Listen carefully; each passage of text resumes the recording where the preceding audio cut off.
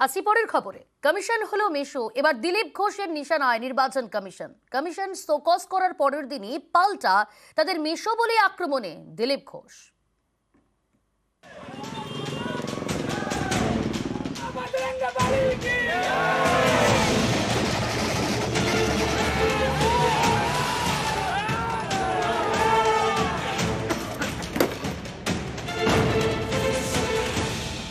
একটা চিঠি দিতে 10 জন গেছে টিএমসির। ভাই কি এমন হয়ে গেছে? সকালে উঠে মেসোর বাড়ি দৌড়েছ তোমরা, যখন রাস্তাঘাটে দাঁড়িয়ে কার নামে কি না বলেছ। আমরা তো মেসোমশাইয়ের কাছে যাই না যে মেসোমশাই কান মুলে দিন।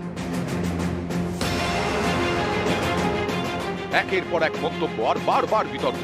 সম্প্রতি তৃণমূল নেত্রীকে নিয়ে করা দিলীপ ঘোষের মন্তব্যে জোর বিতর্ক তৈরি হয়েছে। এ নিয়ে তৃণমূল নালিশ করে কমিশনে। দিলীপ ঘোষকে শোকজও করেছে নির্বাচন কমিশন, চেয়েছে দিলীপের জবাব।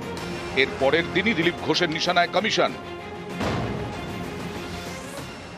একটা চিঠি দিতে 10 জন গেছে টিএমসির। ভাই কি এমন হয়ে গেছে? সকালে উঠে মেসোর বাড়ি দৌড়েছ তোমরা, যখন রাস্তাঘাটে দাঁড়িয়ে কার নামে কি না বলেছ।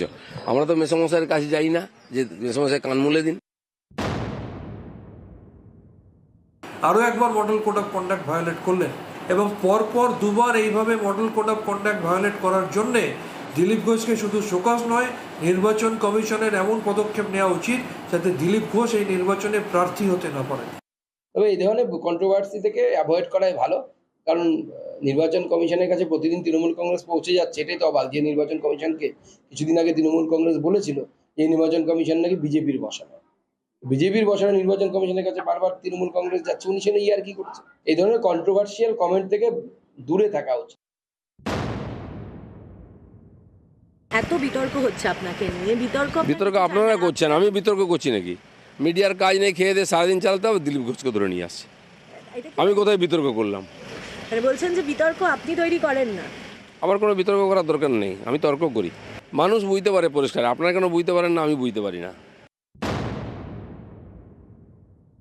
দিদি গিয়ে গোয়াতে বলেন আমি গোয়ার মেয়ে, ত্রিপুরায় আমি ত্রিপুরার মেয়ে। আমার বাপ তো ঠিক করুন, যাত্রার মেয়ে হয় ঠিক। এ নিয়ে মঙ্গলবারই দিলীপের বিরুদ্ধে কমিশনে নালিশ জানায় তৃণমূল। বুধবার তৃণমূলের প্রতিনিধি দল যায় মুখ্য নির্বাচনী আধিকারিকের অফিসে। দাবি করে দিলীপ ঘোষের প্রার্থীপদ খারিজ করতে হবে। এর কয়েক ঘন্টার মধ্যেই দিলীপ ঘোষকে শোকজ করে নির্বাচন কমিশন। দুদিনের মধ্যে তাকে শোকজের জবাব দিতে বলা হয়। এই শোকজ পাওয়ার পরের দিনই দিলীপের নিশানায় কমিশন। এদিকে তৃণমূল নেত্রীকে নিয়ে মন্তব্যের প্রেক্ষিতে দিলীপ ঘোষের বিরুদ্ধে এদিন দুর্গাপুরে থানায় এফআইআর দায়ের করেন স্থানীয় এক মহিলা। নিউজ 18 বাংলা।